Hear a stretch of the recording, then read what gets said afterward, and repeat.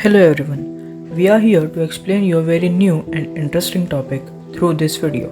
So let's begin. What is the solution we know for equation x square equal to 4? We all know that its solution has two values, plus 2 and minus 2. Since if we square both values we will get same answer which is 4. This thought that why solution of square term gives one positive and one negative value was first explored by scientist named Paul Dirac. Dirac explained that as x square equal to 4 has solution plus 2 and minus 2, like this all things exist must have its corresponding counterpart which is similar to original but with different sign, and Dirac named such things anti. Dirac proposed one equation to explain this theory, and that equation later named as Dirac equation. That equation was similar to Schrodinger's wave equation, and from that equation, possibility that anti-electrons which are similar to electrons but have different sign must exist was concluded. So, if anti-electrons can exist, then matter will also have its corresponding counterpart.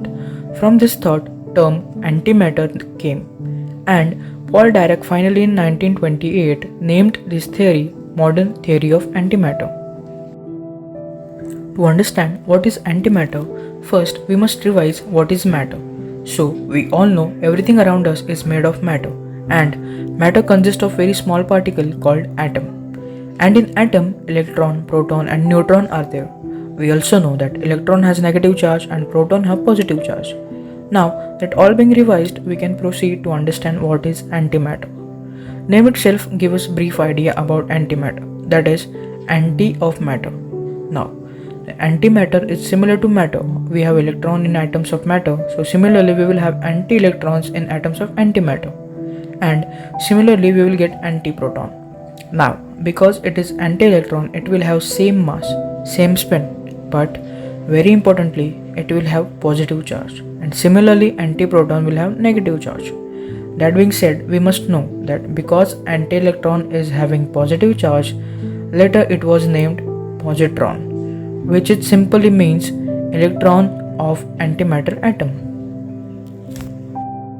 After knowing all these things, now let's take a look at some more interesting information about positron. As we discussed, anti-electron or a positron is a counterpart of electron. It will have similar charge but with different sign. Simply, electron has a negative charge, so positron will have positive charge. But rest, all the properties will be the similar to the electron. So we know electron has half as an electron spin, and positron will have same spin which is half. Now one very important fact about positron that we can use in our application is when positron encounters an electron, in a simpler terms, when positron gets in contact with electron, they both get destroyed completely to release the energy. To understand how it releases the energy, we must know that the positron naturally occurs in a beta plus decay. In a beta plus decay, nuclei which have too many protons is transformed into neutron and release positron with a high speed as a conversion of charges along with neutrino.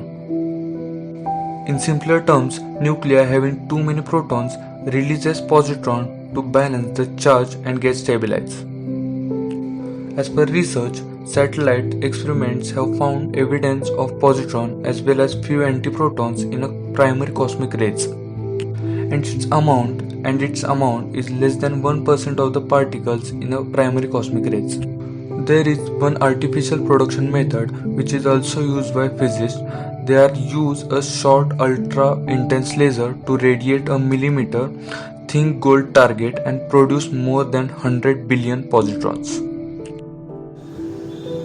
Now after knowing all this, we must understand why we are studying these antimatter particles is because it is way more powerful and at same time it is super reactive. First, take a look at some examples of our system that are being currently used and can be replaced by using antimatter.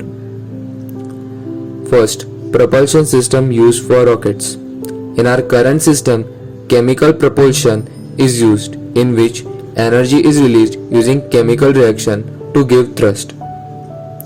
As per latest suggestion by researchers, ion thruster, which is a type of an electric propulsion, can be used for spacecraft propulsion. In this, it simply creates thrust by accelerating ions using electricity. And here, thrust means an force which is used to give an initial push to spacecraft, and because we use electricity here, it is called electric propulsion. Now the thing is, as per newly researched, ion thruster typically uses 1 to 7 kilowatt of power and have exhaust velocity of around 20 to 50 km per seconds and gives thrust of 25 to 250 millinewton, which is good as per our current system, but it can be improved if we use property of antimatter, and how that we will see as we proceed. Second application is nuclear weapons.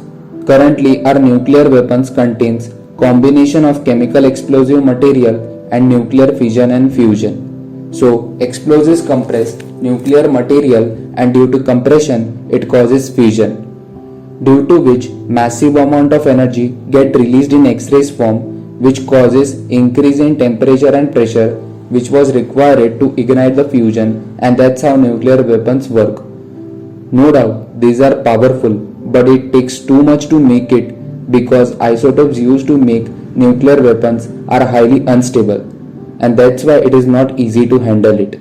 And also, after this much efforts, nuclear reaction only releases 10% of their energy, and we all know how destructive this 10% can be, and antimatter weapons can be way more powerful than nuclear weapons. Our third application is tomography. It is radiologic technique for obtaining clear X-ray images of deep internal structures by focusing on specific plane within our body.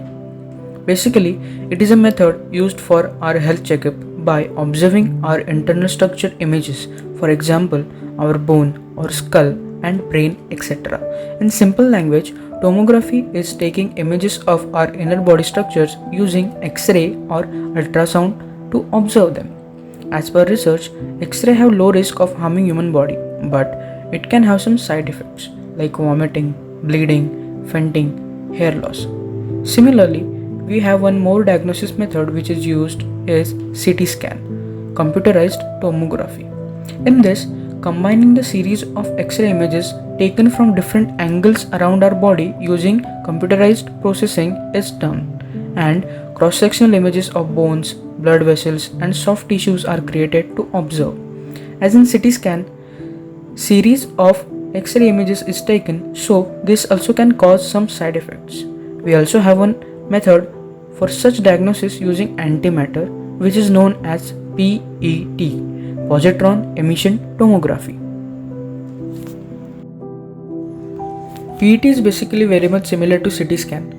The only difference is in CT scan, X-ray radiation is used, whereas in PET, radiation occurred by emission of positron are used to get images. PET is beneficial for our body because in comparison to X-rays, PET radiations are less harmful for human body. And also, CT scan can have 70% of accuracy in diagnosis, whereas PET can have 90% of accuracy in diagnosis, which means PET is 20% more accurate. As we are discussing medical issues here, we must know that scientists are suggesting that we can use antimatter particles in treatment of cancer.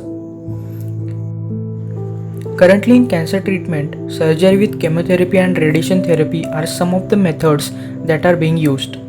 Chemotherapy is a drug treatment where anti-cancer drugs are injected to body and it kills those fast growing cancer tissues. And this is very painful for patients, and there is a possibility that these drugs can also kill other healthy tissues as well. So it can be harmful for the cancer patient.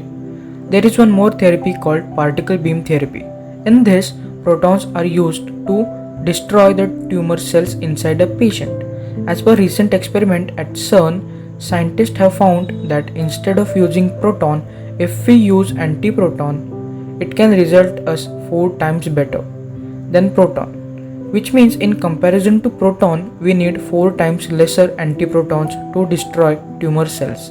And antiproton has better ability than any other particle that it can preserve healthy tissues inside patient. So, antimatter can be definitely used to cure cancer. Now let's get back to point that how can we use antimatter to improve our propulsion system. As per research, when proton and antiproton destroys each other, the energy they release by destroying each other is 10 billion times greater than oxygen hydrogen combustion, and same energy is at least 100 times more energetic than fission or fusion. In simpler words, when 1 gram of antihydrogen reacts with equal amount of normal hydrogen, it releases same amount of energy as 23 space shuttle external tanks.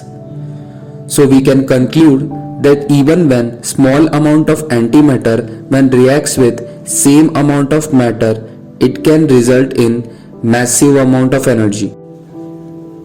Now being aware of power of antimatter, let's have a look at how antimatter can be used to make bombs powerful than nuclear bombs. First thing, nuclear bombs are the explosion caused in atmosphere due to nuclear fusion, and this bomb uses only 10% energy released from the nuclear reaction. But if we use antimatter bomb, it will result us 100% of its efficiency. Because when antimatter reacts with matter, they totally destroys each other. That's why antimatter bombs will be 100% efficient. As per research, only 10 kg of antimatter can release 10 billion times energy than a energy which 1 TNT bomb can release. Due to its 100% of efficiency, when matter and antimatter collides, it can produce big explosions. So that's how antimatter can be very explosive and destructive.